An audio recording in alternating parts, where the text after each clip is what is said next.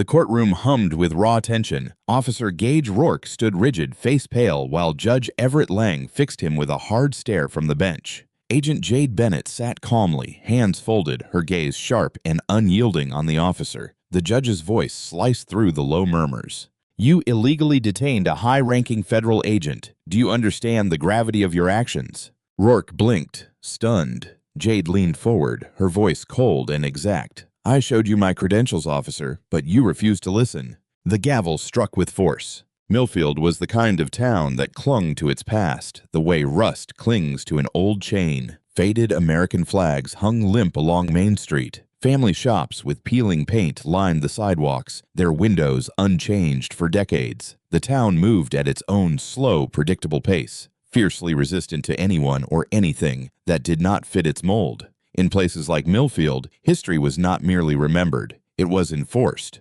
Familiar faces brought comfort. Routines were shared. Unwritten rules of belonging passed down like family heirlooms. Strangers stood out like cracks in the sidewalk, and Millfield had little tolerance for cracks. It was a place where people did not simply notice differences, they watched them. Officer Gage Rourke thrived here. In his crisp uniform, he patrolled the streets like a king, inspecting his domain. Years behind the badge had taught him that the badge was not merely authority, it was power. And power, in Rourke's mind, belonged to men like him. He decided who belonged in Millfield and who did not. And he made certain that those who did not belong remembered it, often and without mercy. Minorities, outsiders, anyone who dared challenge the town's quiet order eventually found themselves under the wrong end of his scrutiny. Complaints came and went, but none ever stuck. Rourke was careful, always careful enough to stay inside the borders of plausible denial. He had learned long ago that the system was built to protect men like him. The sun was just beginning to rise when Rourke started his patrol. He sipped coffee that had long gone cold. His cruiser sat at the corner of Jefferson and Pine. The radio crackled with ordinary updates, nothing that needed his attention. School traffic was thinning. The town settled into its slow, weekday rhythm. Rourke thrived on routine, but not the kind that involved community service or helping children cross the street. He preferred the part of the job that reminded people who was in charge. A restless night had left his mood sour, and the urge to remind someone of that authority burned in him. Then he saw her. The woman walked with quiet determination along the cracked sidewalk, heels tapping lightly against the concrete. She was tall, composed, and unmistakably out of place in a town like Millfield. Her dark skin caught the early light. She moved as if she belonged not only here but anywhere she chose to be. A tailored navy blazer hugged her frame. Precise trousers fell in clean lines to polished shoes. Tight curls framed a face that showed nothing but quiet confidence. A sleek leather briefcase rested in one hand. The strap of her bag settled naturally across her shoulder. Everything about her spoke of success, control, and self-assurance, the kind of presence that made Rourke uneasy. It was not only that she was black, it was that she carried none of the caution he expected from someone like her in a town like this. She walked as if she had every right to be there. Rourke's grip tightened on the steering wheel. There was nothing illegal about walking down the street, not even in Millfield,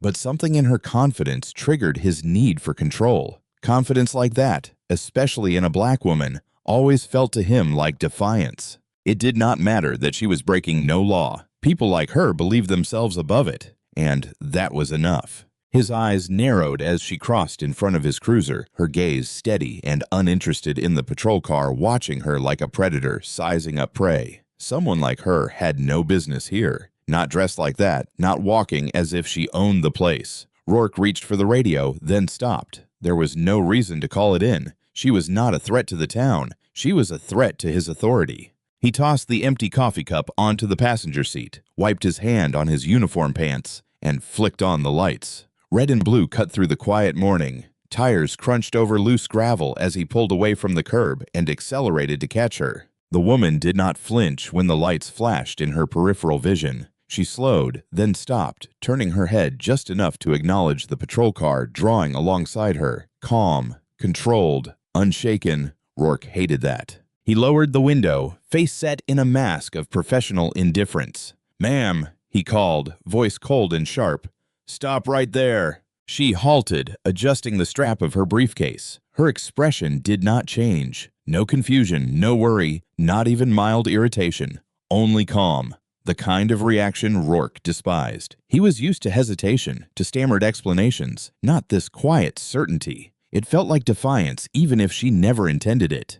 "Is there a problem, officer?" Her voice was steady, polite, and completely free of fear. Rourke's fingers tightened on the wheel. That even, firm tone scraped against his nerves. He heard no fear, no deference, only someone who did not believe she was under his control. "Identification," he snapped, pushing the door open and stepping out. He towered over her, nearly 6 feet of authority wrapped in polyester. She did not argue. She moved slowly, deliberately, aware of how quickly situations like this could escalate. Her hand slid inside her blazer. Rourke's palm rested instinctively on his holster. The message was clear. One wrong move and this ends badly. She noticed. Her eyebrows lifted slightly, almost with amusement, as she withdrew a slim wallet and opened it. A Virginia driver's license rested beside a federal badge. Department of Justice. Senior Investigator, J. Bennett. Rourke barely glanced at the credentials. He saw what he wanted to see. A black woman standing where she did not belong, dressed as if she owned the place, holding what was probably a fake badge. His prejudice filled the gaps faster than reason could catch up. "I've never heard of you," he muttered, pushing the wallet back toward her. "This is a restricted area. Hands behind your back." For the first time, Jade's composure cracked, just a fine line of disbelief that smoothed over at once. She did not argue. She simply turned slowly, placing her hands behind her back as instructed. Safe. Nothing Rourke could later twist into justification. Rourke frowned, unsettled. He had expected resistance, something to feed his narrative. Her cooperation irritated him more than opposition would have. With a harder set to his jaw, he tightened the cuffs more than necessary, waiting for the inevitable wince of pain. It never came. "You're making a mistake," Jade said quietly as he led her toward the cruiser. Rourke gave a short, bitter laugh. "That's what people like you always say." He pushed her into the back seat, ignoring the soft sigh she released as she settled. "We'll see what the judge thinks." As he walked around to the driver's side, Rourke allowed himself a small, satisfied smile. He had done this hundreds of times, and it always unfolded the same way. They argued, they demanded lawyers, they claimed discrimination. In the end, it never mattered. The system was on his side. It always had been. Yet something nagged at the edge of his mind as he pulled onto Main Street. In the rearview mirror, Jade remained perfectly still, gaze fixed forward. No panic, only a serene calm, as if she were watching the first act of a play whose bitter ending she already knew. That should have been the moment Rourke realized this time was different. Instead, he only tightened his grip on the wheel, irritation boiling under his skin. By the end of the day, he told himself, she would learn who was really in charge, or so he believed. The cruiser rolled down Main Street, lights still flashing as if announcing his authority to the quiet town. In the back seat, Jade Bennett sat with her wrists cuffed tightly behind her, posture rigid but expression serene. Rourke kept glancing at her in the mirror, waiting for her to break the silence, to beg, to protest, to insult him the way so many others had. But Jade did not move. Her stillness ate at him. "What's the matter?" he finally snapped, voice thick with irritation. "Nothing to say now, Miss High and Mighty." Jade's gaze never left the horizon beyond the window. "Nothing I say would matter, Officer Rourke. You've already decided what you want to believe." The calm certainty in her voice struck harder than any insult. Rourke's knuckles whitened on the wheel. He was supposed to be in control. Yet somehow the woman in the back seat, the one in handcuffs, made him feel as if he were the one being judged. The courthouse rose ahead of them, white columns gleaming. Rourke did not bother reporting the arrest. It was not as if she mattered. He had booked people without paperwork before. Quiet misunderstandings swept under the rug. Millfield's system protected its own, and Rourke had always been on the right side of that system. He pulled into the parking lot and looked back once more. Jade watched him now, dark eyes steady. No fear, no desperation, only quiet, unsettling composure. "Out!" Rourke barked, yanking the door open and gripping her arm, pulling harder than necessary, satisfied when she stumbled slightly before recovering her balance. The cuffs dug into her wrists, but she did not flinch. "You really think you're untouchable?" he hissed, face close to hers. "That fake badge gives you the right to walk through my town like you own it?" Jade held his gaze without blinking. "It isn't fake, Officer Rourke, but you'll find that out soon enough." Rourke's jaw tightened. He did not like her tone, calm, patient, as if she were waiting for him to catch up to a truth he could not yet see. He marched her through the courthouse doors, ignoring the curious glances of clerks and passers-by. Inside, the air was cold and sterile, the hum of fluorescent lights filling the silence. Rourke bypassed the booking counter, leading Jade straight toward the small holding area near the courtroom.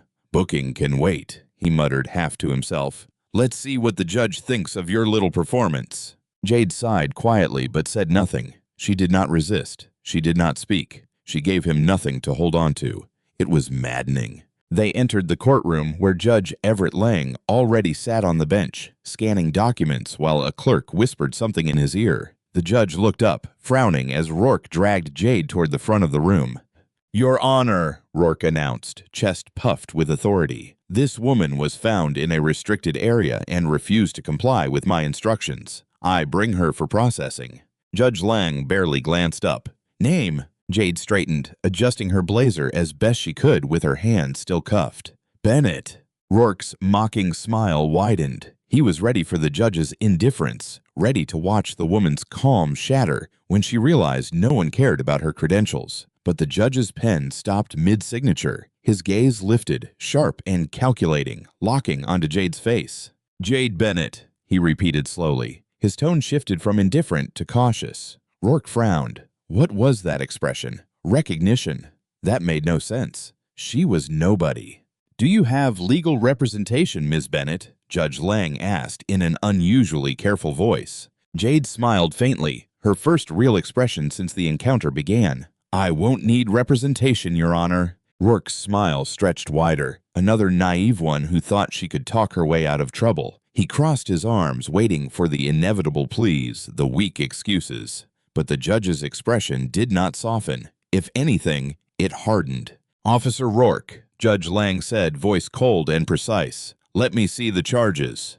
Rourke advanced, pulling a small notebook from his pocket and handing it over with confidence. The vague notation of restricted area and failure to comply was scrawled in his usual shorthand. It had always been enough before. It would be enough now. The judge scanned the page, brows drawing together. He leaned back in his chair, studying Jade for a long moment before turning his eyes to Rourke. "Do you have any idea who this woman is?" the judge asked, tone now dangerously calm. Rourke blinked, caught off guard. "Some civilian who thought she could go wherever she wanted," he muttered defensively. A soft laugh escaped Jade's lips, low but cutting. "Officer," she murmured, "you really should do your homework." Before Rourke could reply, the judge struck the gavel once, dry and deliberate.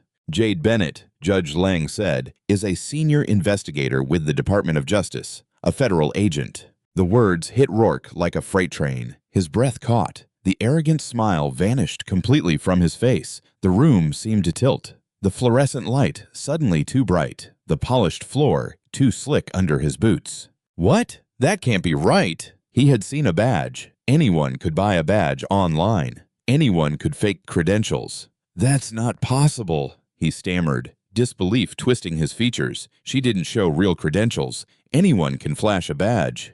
Jade did not flinch. She simply raised her cuffed hands and pointed to her blazer. "If you had bothered to check the identification I handed you, you would have seen the Department of Justice serial number embedded in it. But you didn't, Officer Rourke. You saw my skin, not my badge." The judge's face darkened. "Officer Rourke," he said, voice as cold as ice, "did you even verify her credentials before proceeding with the arrest?" Rourke wanted to lie, but the courtroom cameras were recording. The clerk's pen had stopped scratching. The gallery had gone completely silent. Even the reporters at the back lowered their phones, waiting for his answer. "No, Your Honor," Rourke muttered, jaw tight. He hated the taste of those words. The judge nodded gravely. "Then you have not only violated department protocol, but also the civil rights of a federal agent. This goes beyond negligence. This is abuse of power." Rourke's face turned crimson. He looked at Jade, expecting her to mock him, to smile, to savor his humiliation. But her expression remained neutral, almost weary. It was not personal for her, and somehow that made it worse.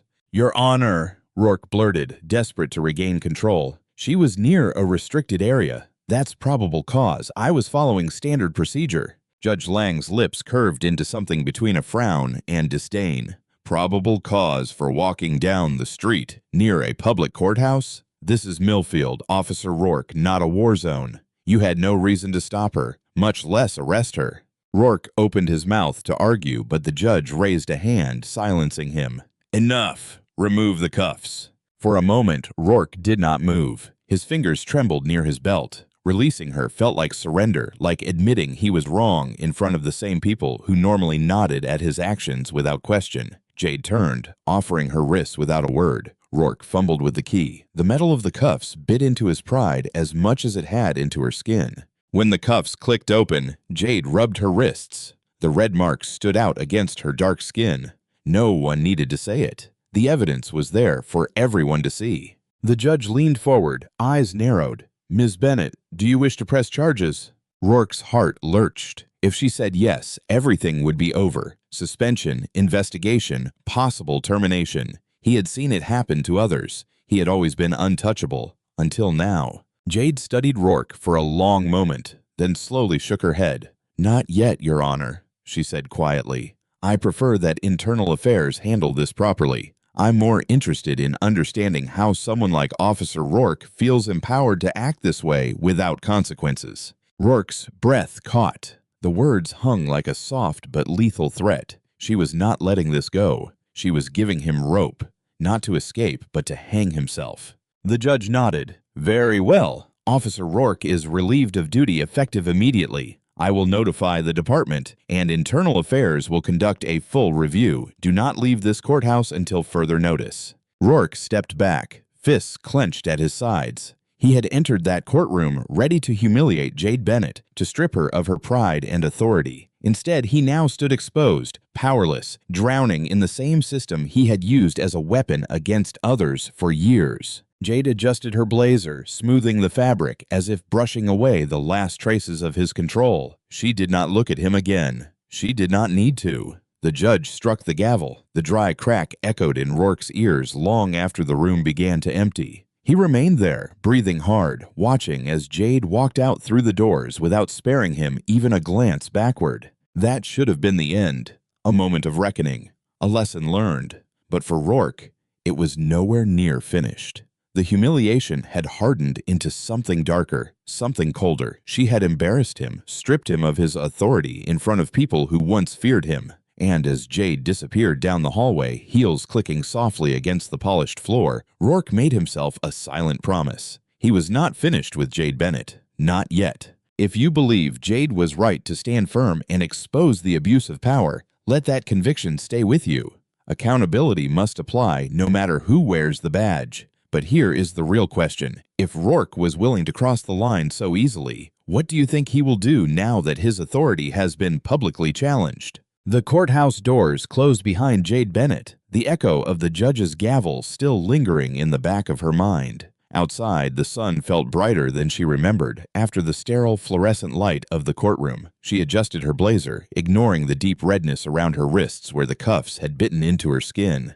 This should have been the end. A corrupt officer exposed, a judge on the right side of the law, her freedom restored. But Jade had spent enough time in this world to know it was never that simple. Men like Rourke did not lose quietly. Behind her, Officer Gage Rourke stood motionless, fists clenched at his sides, face a mask of barely contained rage. He had walked into the courtroom expecting to humiliate her, to strip her of her pride and authority. Instead, he had been the one left bare. His abuse of power laid open for everyone to see. And worse, it had been at the hands of a black woman who had not even raised her voice. Jade had not fought. She had not argued. She had not given him the satisfaction of resistance. She had simply allowed the system, the same system Rourke had trusted for years to protect him, to turn against him for once. As the last spectators left the room, Rourke remained rooted in place, mind racing. This could not be over. It could not end like this. He had built his career on control, on making certain that people like Jade Bennett, confident, educated, black, never forgot their place. And now she had walked out of the courtroom with her head high while he stood there humiliated and powerless.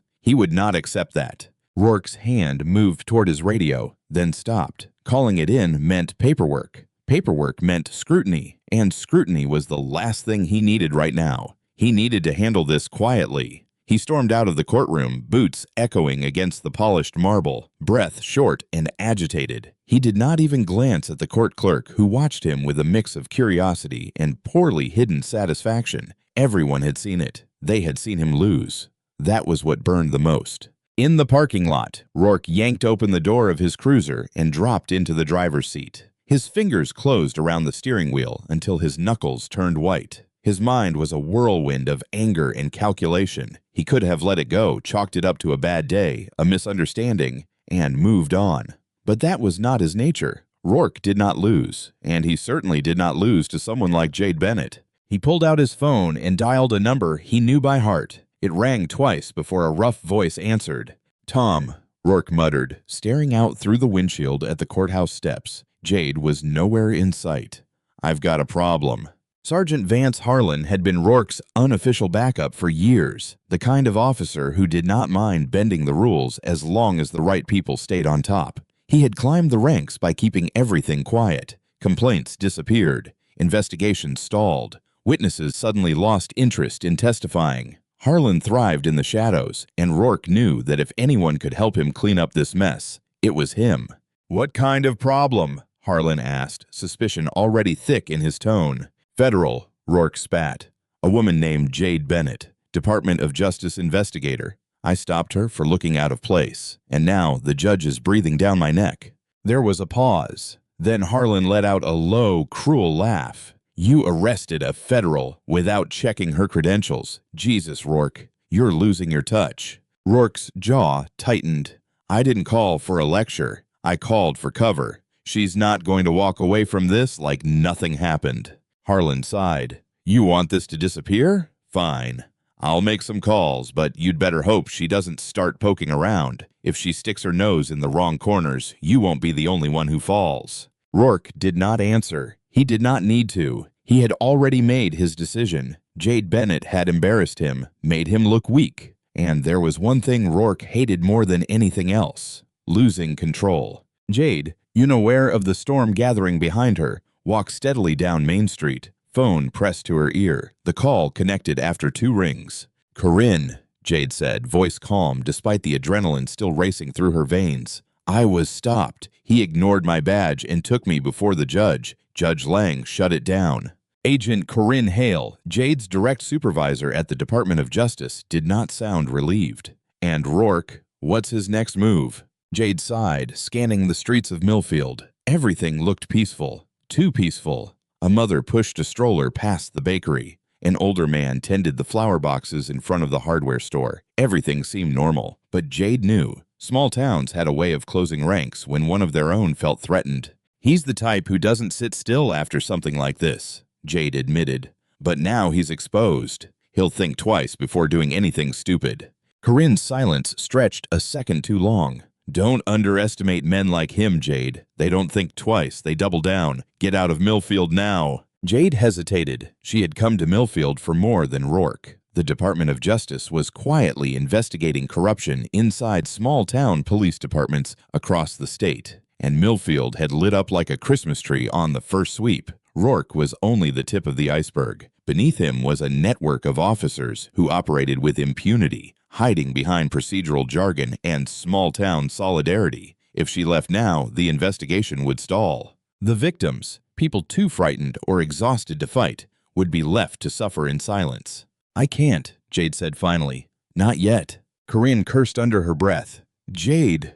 "I'm fine, but stay alert." "I always stay alert," Jade answered. She ended the call and checked the time. The day already felt endless. She needed to regroup, review her notes, and contact Terrence Holloway, a local activist who had been quietly collecting complaints against the Millfield Police Department for years. If anyone had a sense of how deep the corruption ran, it was Terrence. But first she had to get back to her hotel. She had taken only a few steps toward her car when she noticed it. The patrol car sat across the street, engine off, but the silhouette behind the wheel was unmistakable. Rourke. Jade's heart jumped. He should have been drowning in paperwork, facing internal affairs, not sitting there watching her like a predator stalking prey. Their eyes met through the windshield, and Rourke's lip curled into a slow, malicious smile. He was not just watching, he was waiting. Jade swallowed and forced herself to walk calmly toward her car. Panic would not help her now. If Rourke was already following her, it only meant one thing. He was not backing down. And escalation always brought collateral damage. Jade Bennett kept her pace steady as she walked to her vehicle, every nerve in her body screaming at her to move faster. Rourke's cruiser remained parked across the street, his shadowed figure barely visible behind the windshield. He was not following any procedure. He was not calling in a stop. He was simply watching, waiting, savoring the moment before the attack. She unlocked the car with a quick tap of the remote, slid into the driver's seat, and started the engine. Instantly, the lights on Rourke's cruiser flared to life, casting red and blue flashes across her windshield. Jade clenched her jaw, refusing to show any sign of unease. She had faced greater threats than an angry officer drunk on authority. The difference was that those threats did not wear a badge. Rourke did not move. He did not need to. The message was clear. I'm not finished. Jade pulled out of the parking lot, keeping her speed exactly at the limit. Rourke's cruiser followed close enough to intimidate, far enough to avoid suspicion. If anyone asked, he was not stopping her this time. He was stalking her, hunting her. Her phone vibrated on the passenger seat. Corinne Hale. Jade hit the hands-free button on the dashboard. Tell me you're already out of Millfield. Corinne's voice came sharp through the speakers. Not yet, Jade answered, eyes fixed on the mirror. Rourke's cruiser stayed glued to her rear bumper. Rourke is following me. He's not even trying to hide it. Corinne cursed softly. Don't do anything stupid. He knows you're a federal agent. He's testing the limits because he believes the system will protect him. Jade's grip tightens on the wheel. It always has. Get somewhere safe now. I'm escalating this to internal affairs. They'll pull his badge. Jade did not share Corinne's confidence. Men like Rourke did not fall because of paperwork and protocols. They fell when someone pushed harder than they could stand. And Rourke was already pushing. As she neared her hotel, Jade took a side street, watching Rourke in the mirror. He did not hesitate. He did not even try to make it look casual. He followed, headlights fixed on her like eyes locked on a target. Jade made a decision. She would not lead him to her hotel. Not when everything she had gathered, her notes, the reports, the recordings of previous encounters with Millfield police sat on her laptop inside. If Rourke was being this bold now, it would not take much for him to cross another line. Corinne, Jade said, voice firm. He's not backing down. I'm heading to the field office in Brenton. Federal jurisdiction is tighter there. He won't risk pushing that far. Stay on the line, Corinne answered. I'm tracking your location. Jade nodded to herself, turned onto the highway, and pressed the accelerator, keeping the speed just above the limit. Behind her, Rourke's lights went dark. He was not withdrawing. He was escalating. Some distance outside town, the flashing lights bloomed behind her again, cutting through the darkening sky. Rourke had finally made his move. Federal agent, his voice crackled through the megaphone. Excessive speed. Pull over now. Jade cursed under her breath. Corinne's voice buzzed in her ear. Don't stop, Jade. I'm sending local support to intercept. But Jade knew how this worked. Running, even from a corrupt officer, would paint her as the aggressor. She already had enough battles ahead without giving Rourke ammunition. She eased off the accelerator and pulled to the shoulder, heart pounding hard in her chest. Rourke approached slowly, hand resting on the holster of his weapon. The threat was there, silent and unmistakable. He tapped the driver's side window with exaggerated patience. Jade already had the badge in her hand. Senior investigator Jade Bennett, Department of Justice, she said, voice cold and firm. This stop is illegal. Step away from the vehicle. Rourke did not even look at the badge. He smiled slowly, cruelly. Exceeding the speed limit is also illegal, Agent Bennett. Looks like neither of us is perfect. I have support on the way, Jade warned. Step away now, and this stays a suspension instead of a termination. Rourke leaned in, face inches from hers. His breath smelled of stale coffee and something bitter. Suspension. Termination. Do you really think paperwork scares me? This town protects its own. It always has, it always will. Jade held his gaze, refusing to blink. That protection is getting thinner, Rourke. The world is watching now. Rourke's smile did not move. Then let them watch.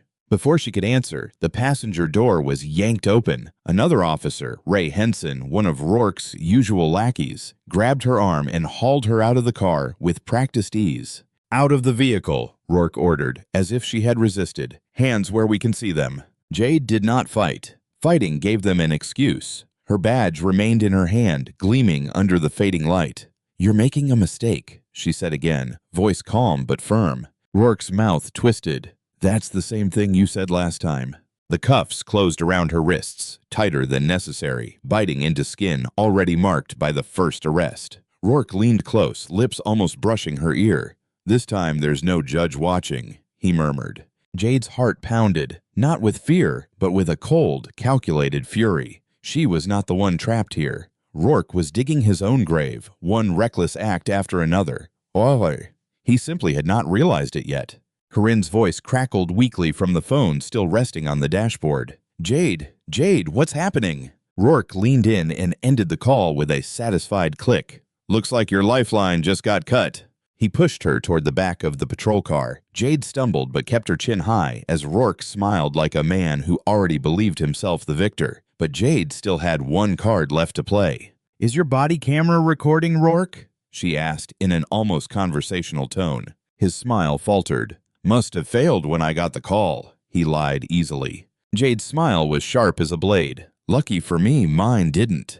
Rourke's eyes narrowed. For the first time, something like uncertainty flickered across his face. He glanced at Henson, then back at Jade. The cuffs were already on. The stop was already made. Backing down now would look like weakness. He shoved her into the back seat anyway. What followed was a night of calculated escalation. Rourke and his circle moved to bury evidence, erase records, and protect the network that had shielded them for so long. But Jade and Corinne Hale moved faster. They uncovered the chain of command, Rourke the enforcer, Captain Dorian Vale the architect who ordered the purge of evidence, and finally Sheriff Baron Lang, the man who sat at the top of the local power structure, controlling the narrative while others took the fall. In the evidence room, they arrived minutes too late. Hard drives, files, complaints, everything linking Rourke to the system he served had been wiped clean, erased as if it had never existed. Only the cold hum of fluorescent lights and the sharp knowledge that they were losing ground remained.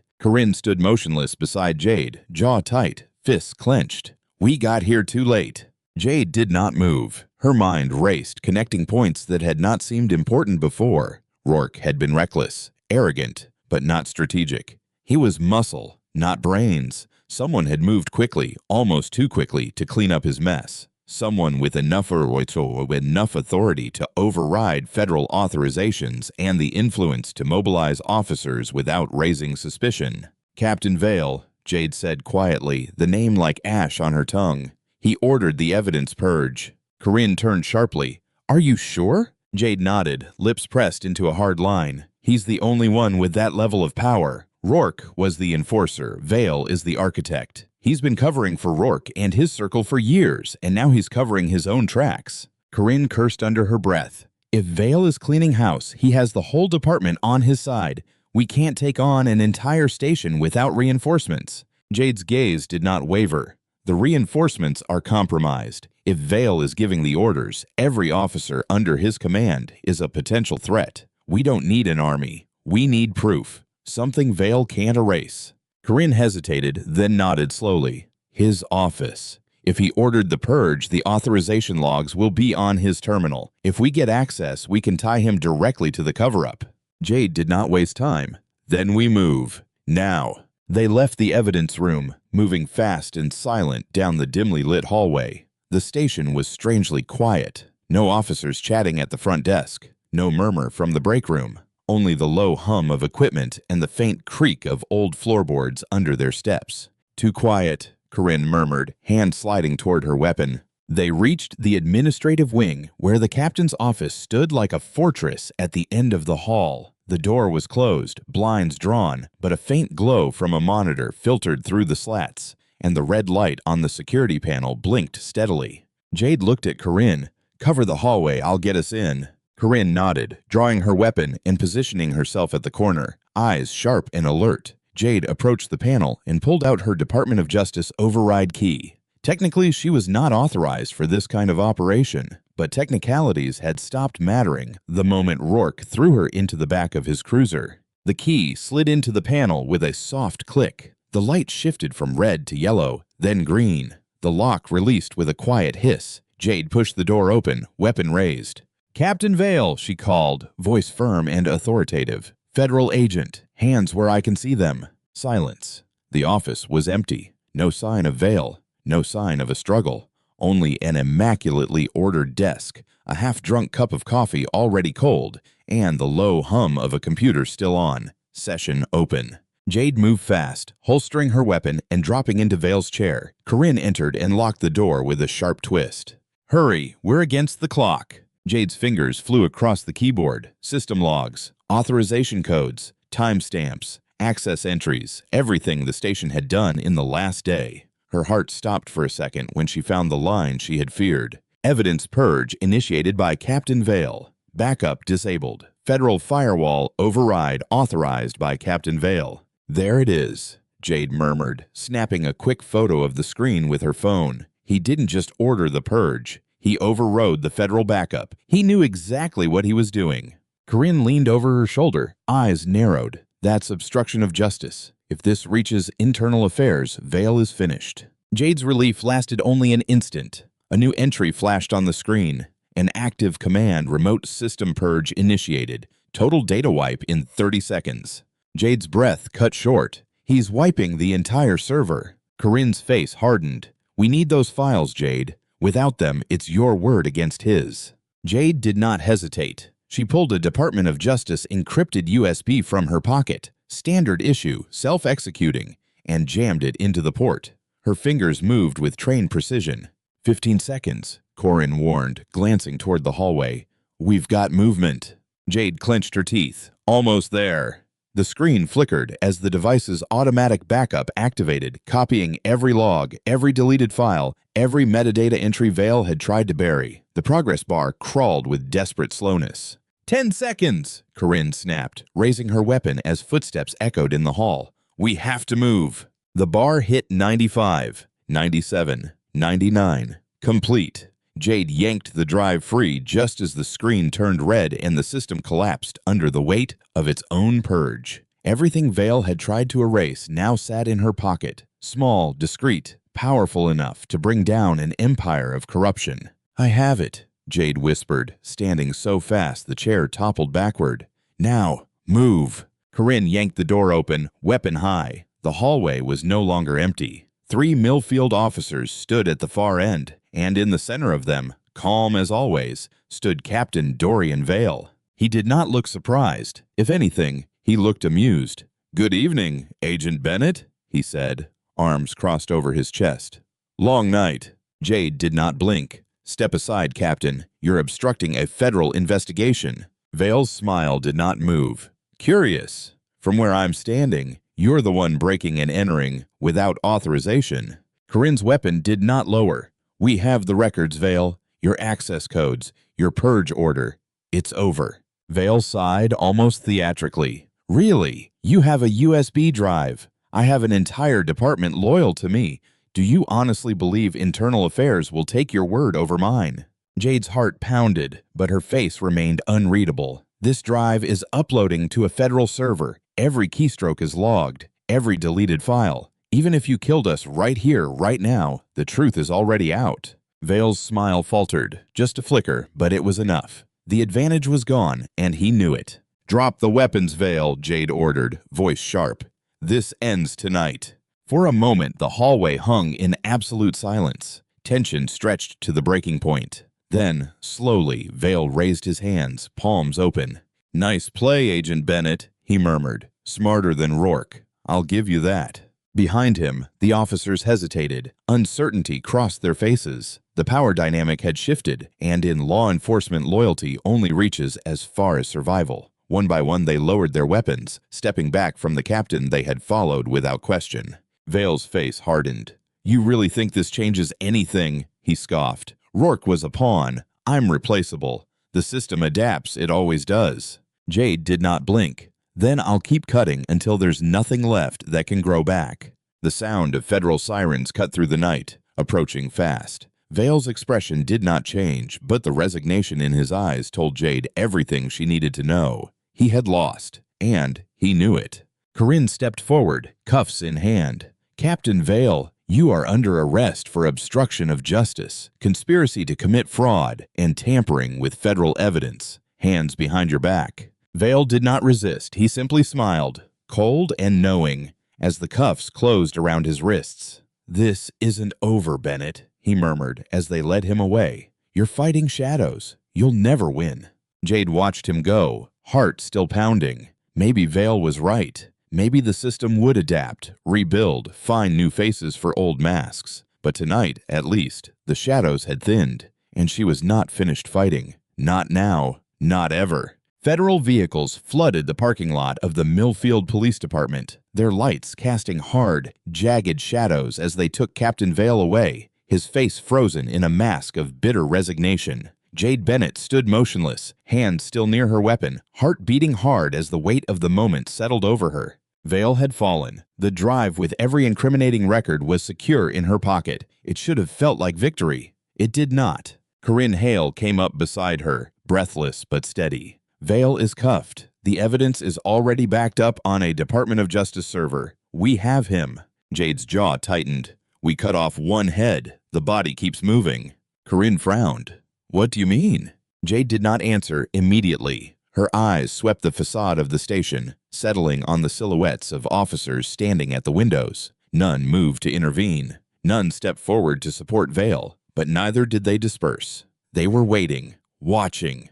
"The system protects its own," Jade murmured. "You cut off one head and two more grow. Vale didn't move that fast without help. Someone else is pulling the strings." Corinne's face darkened.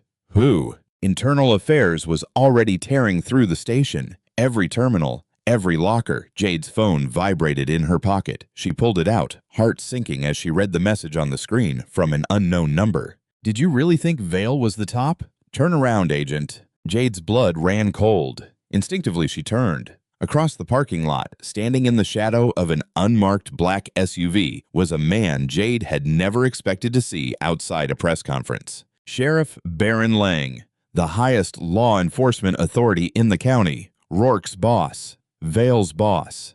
He did not move. He did not need to. Arms crossed, face unreadable, but the slight curve of his lips revealed quiet satisfaction, like a man watching pieces fall exactly as he had planned. Corinne followed Jade's gaze, eyes widening. Sheriff Lang.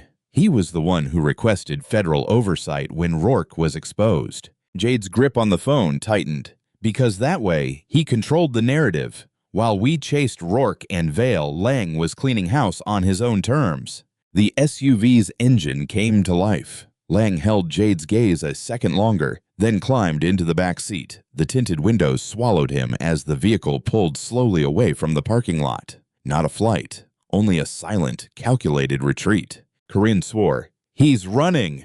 Jade shook her head, already walking toward her car. "He's consolidating." Vale was the scapegoat. Lang is protecting the real network, the one that keeps men like Rourke in power. Corinne hesitated. "Jade, we've already stretched jurisdiction to the limit. Internal Affairs is barely covering us. Going after Lang without a warrant is professional suicide." Jade stopped and turned to her. "Do you really think careers matter when men like Lang use the system as a weapon? When they erase lives with a signature or a lost report? If we don't finish this now, we'll be cleaning up their messes for years, if they even let us." Corinne looked at her for a long moment, then exhaled hard. "I hate when you're right. Let's go." They jumped into Jade's car. Tires screeched against the asphalt as they accelerated after the SUV. The streets of Millfield were unnervingly quiet, most of the town asleep, unaware of the power struggle unfolding in the shadows. Jade kept her eyes fixed on the taillights ahead, mind racing. Sheriff Lang was not fleeing. He was regrouping, heading somewhere safe where he could make calls, erase records, and tie up loose ends. And Jade Bennett had no intention of becoming one of those loose ends.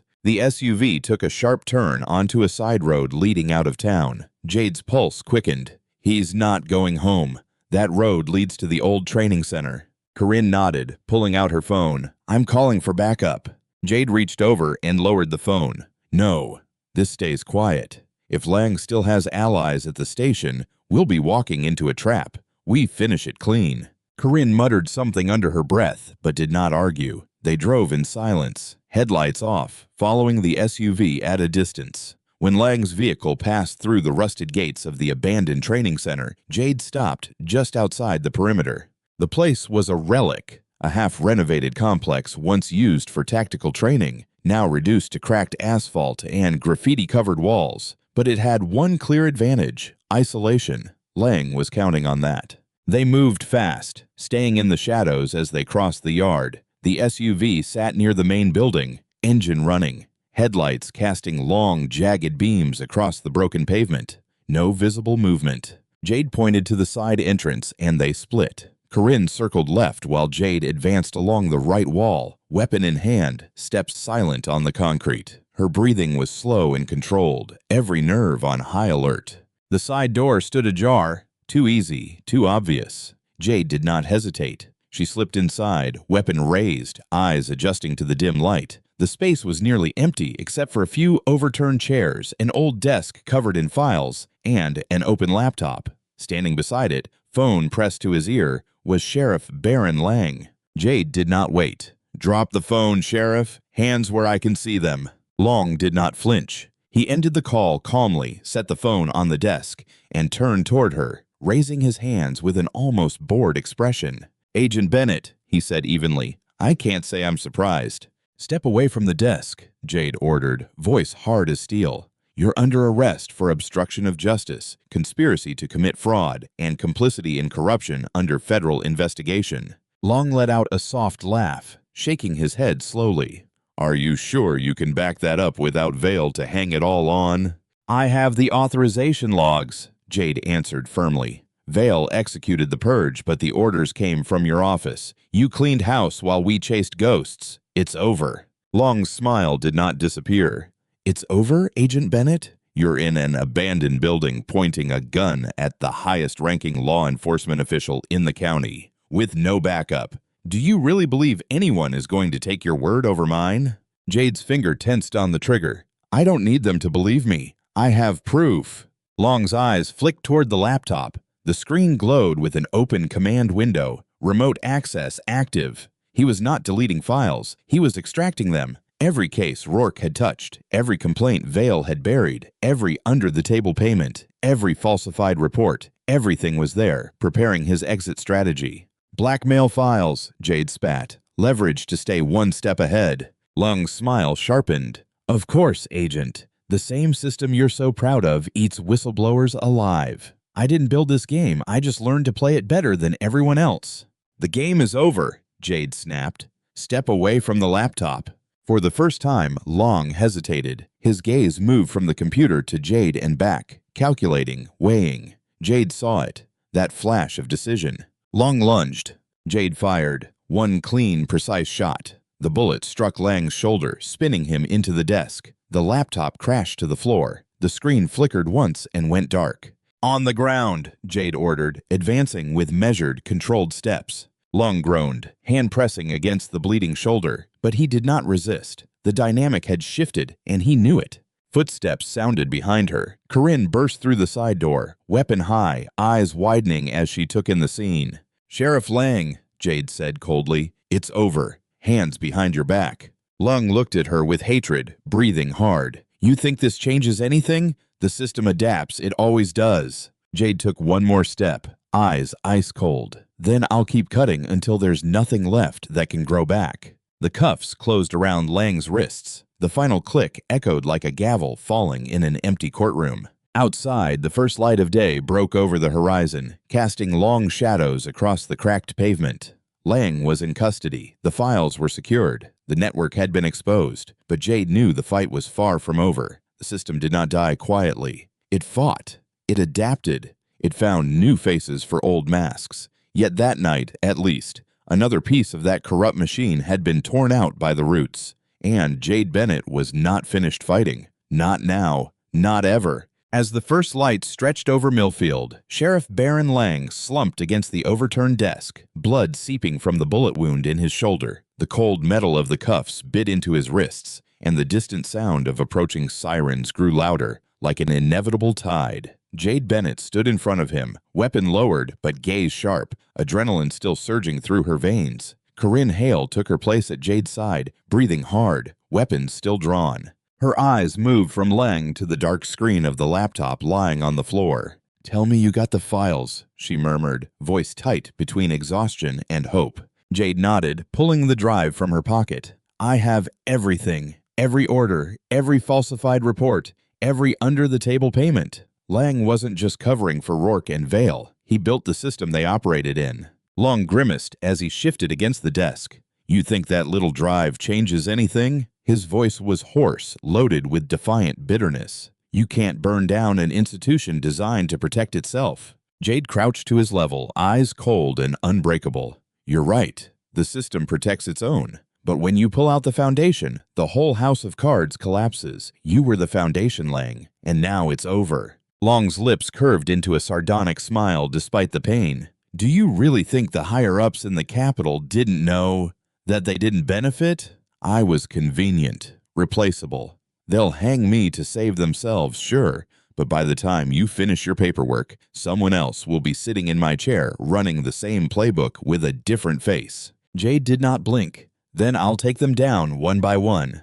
The sirens reached their peak as federal vehicles screeched to a stop outside the complex. Doors slammed. Voices shouted orders. The silence of the night broke as the system finally began to turn against itself. Corinne stepped aside to signal the arriving agents while Jade remained in front of Lang, heart pounding. This should have felt like victory. It did not. The sheriff was not panicking. He was not begging or negotiating. He was waiting, and that chilled Jade's blood. "Where's the backup?" she demanded, stepping closer. "Vale covered for Rourke. You covered for Vale. Who covers for you?" Lang let out a villainous laugh. "You really don't understand, do you? There is no top. You just removed one piece and think you've reached the root. But the roots run deep, Agent Bennett, deeper than you'll ever reach." The door burst open and federal agents stormed in, weapons high. "Federal jurisdiction. Drop the weapon and step back." Jade rose, slowly, hands visible. "Department of Justice. This man is in custody, charged with conspiracy, obstruction, and abuse of power. Notify every channel, every agency. No private communications. I want federal transport, not local." The agent in charge, a tall man with a rigid jaw, nodded once. "Understood. We've got him." Two agents lifted Lang. He groaned but offered no resistance. His face settled into an expression of resigned satisfaction as they led him away. Before he left, he looked back over his shoulder at Jade, eyes gleaming with unsettling certainty. "This doesn't end here, Bennett," he said, voice rough. "You think you've won, but you've just become the next target." Jade did not answer. She did not need to. The truth was already out, spreading through encrypted servers and federal networks faster than any cover-up could contain. The drive in her hand was not just evidence. It was leverage, a shield against the system's inevitable retaliation. Corinne reappeared, face tight. "Internal Affairs is tearing through the station. They've already arrested Harlan and the officers who were guarding the evidence room. But guess what? Half the senior staff disappeared before we even reported it. Someone tipped them off." Jade's stomach twisted. "Lang made the call while we were chasing Vale. This was never about saving himself. He knew he was going to fall. He was clearing the board for the next players." Corinne ran a hand over her face, exhaustion etched into every line. "And now that we have the files, the arrests, the confessions, we should be celebrating. But it feels like we're still losing." Jade exhaled slowly, the weight of the night settling over her like an iron yoke. "We don't celebrate. We keep going. We take the files to Holloway at the Department of Justice. We make it public. If the system adapts, we expose every adaptation until there's nothing left to rebuild." Corinne nodded gravely. "And if they come for us?" Jade's smile was cold, determined. "Let them come. They've already lost the element of surprise." While agents secured the scene and paramedics loaded Lang into an ambulance, Jade watched in silence. The sheriff's words echoed in her mind. "You've just become the next target. Good. Let them target her." That meant they were running out of places to hide. Her phone vibrated again. Another unknown number. Another message, brief and chilling in its simplicity. "TikTok. Agent. You cut off one head. 2 more have already grown." Jade looked at the screen, heart steady despite the implied threat. She did not look away. Instead, she typed a single reply. "Then I'll cut those two. See you soon." She slipped the phone into her pocket and turned toward the light breaking over Millfield. The battle of the night had been won, but the war against corruption would not end with handcuffs or encrypted drives. It would continue relentless and unforgiving until the system either collapsed completely or truly changed. Jade Bennett was ready for every fight that would come. The sun was already high when the last federal agents left the training center. Sheriff Baron Lang had been transferred into a government vehicle, shoulder hastily bandaged, the arrogant smile finally wiped from his face. But the echo of his words lingered like smoke after a fire. "You cut off one head, 2 more have already grown." Jade Bennett stood at the edge of the cracked pavement, gaze fixed on the horizon as early light washed over Millfield. Exhaustion pulled at her limbs, but she could not stop. Not when the system was already adapting, shifting shape like a snake shedding its skin. Corinne Hale approached in silence, phone still at her ear. "Yes, received. We're en route." She hung up, face tight. "Holloway's team secured the station. Internal Affairs is searching the offices now. They found backup servers." Vale and Lang thought they'd wiped everything, but the data replicated across Department of Justice networks. This evidence is irrefutable. Jade nodded, tightening her grip on the drive in her pocket. Irrefutable doesn't mean untouchable. Lang was right about one thing. This goes beyond him. There's someone higher, someone with enough reach to keep this cycle turning. Corinne exhaled, rubbing her face. "You really think state officials were involved?" Jade's smile was grim. "I don't think. Rourke, Vale, Lang, they were soldiers. The real power sits in boardrooms and offices behind desks where no one questions the paperwork. We didn't expose the system. We exposed its front line." Her phone vibrated again, another unknown number. This time, Jade did not hesitate. She answered, voice cold and firm. "Bennett." Silence. Then a soft, measured voice. Not Lang's, not Rourke's, someone higher, more polished. "Agent Bennett," the voice said. "You're persistent. I'll grant you that." Jade's pulse steadied, her instincts sharpened. "And you are?" A soft laugh. "No one you'll ever see in a courtroom. But you've made enough noise to reach my desk. That's impressive." Though misguided, Jade glanced at Corinne, who was already pulling out her own phone, tracing the call. "If you're calling to threaten me, you'll have to get in line. I'm running out of patience with cowards who hide behind phones." The voice did not waver. "It's not a threat. It's a proposal. You've done what few manage. You destabilized a network that took years to build. That's inconvenient, but not irreversible. Walk away now and you'll keep your career, your badge, your life. Keep going and you won't like what happens next." Jade's lips curved into a cold smile. "That's all. Intimidation. I already took down your soldiers. Your turn is coming." A pause. Then the voice lowered. "You think you're fighting for justice, Bennett, but justice is just the illusion we sell to keep people like you busy. While the real players stay protected, you can't win." Jade's voice was steel. "Watch me." The call cut off. Corinne looked up from her screen, frustrated. "Burner phone. Signal bounced off 3 towers. I can't trace it." Jade pocketed the phone, jaw tight. "It doesn't matter. They're scared enough to reach out. That means we're close." Corinne hesitated, then sighed. "Jade, we've already taken down a sheriff and half a department. The Department of Justice is stretched thin. If we go after whoever is pulling the strings at the state level, we're not just stretching jurisdiction, we're declaring war." Jade's gaze did not move. "It was always a war, Corinne. We just stopped pretending it wasn't."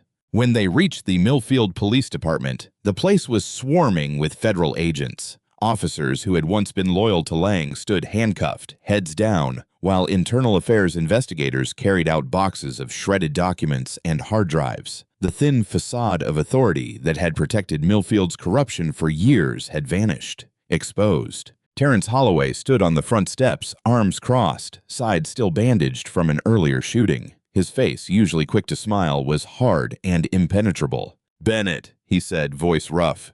"Hell of a night." Jade nodded. "It's not over." Holloway studied her for a moment, then sighed. "I figured. Internal Affairs is pulling every file linked to Vale and Lang, cross-referencing payments, closed complaints. It's ugly, real ugly.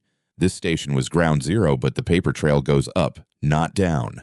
Jade's expression did not change. How far? Holloway's voice lowered. State oversight committees, campaign donors, judicial appointments, people who never touch a patrol car but decide who gets to drive one. Corinne cursed under her breath. So we didn't just pull weeds, we found the root system. Jade's hand went instinctively to the pocket holding the drive. Then we burn it.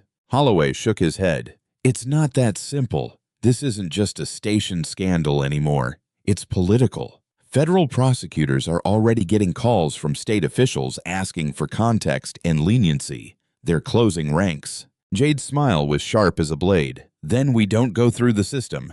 We go over it. Holloway blinked. What do you mean? Jade pulled out her phone and opened the encrypted cloud storage app. Every file from the drive, every complaint Vale had buried, every order Lang had falsified, was there, waiting. We make it public, she said quietly. Full disclosure, press, advocacy groups, watchdog organizations.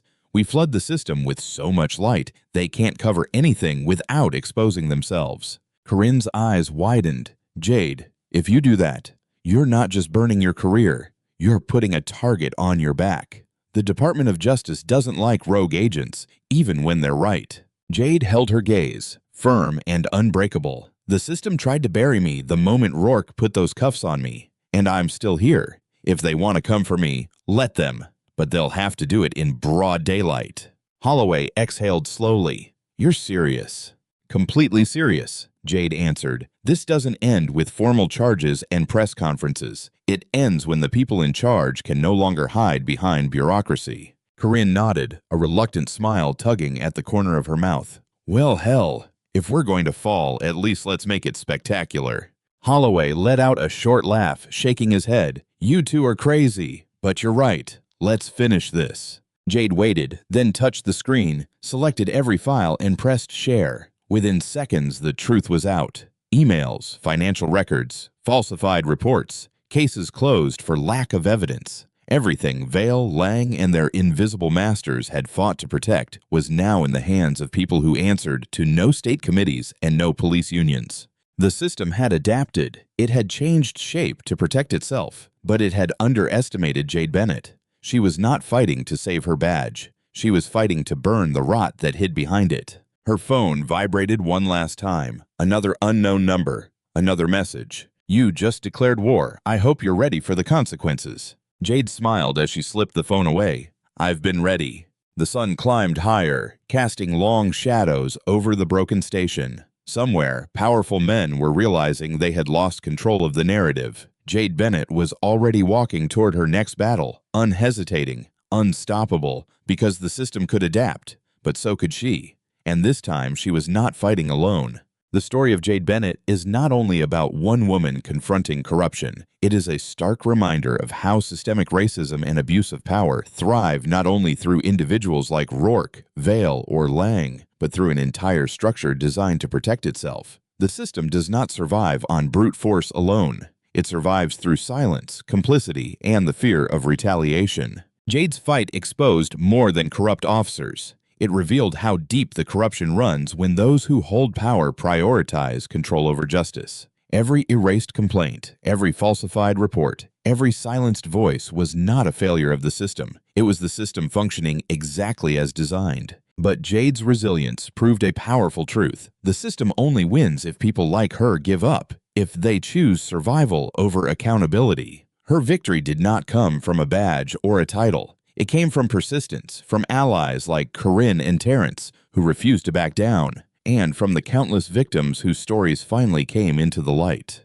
Jade did not fight only for herself. She fought for everyone who had been forced into silence, for those who had accepted injustice as inevitable. This story is not only Jade Bennett's story, it is the story of every person who has ever dared to stand firm in the face of injustice. Because when a system protects those who abuse power, telling the truth becomes the bravest act of all. Jade did not merely expose a corrupt officer. She shook an entire structure built on silence and fear. This is proof that justice survives only when someone refuses to surrender. When people stay silent, abuse grows. But when a single voice rises, even the darkest system begins to crack. The real question is this: would you also have the courage to stand firm like Jade and fight for what is right?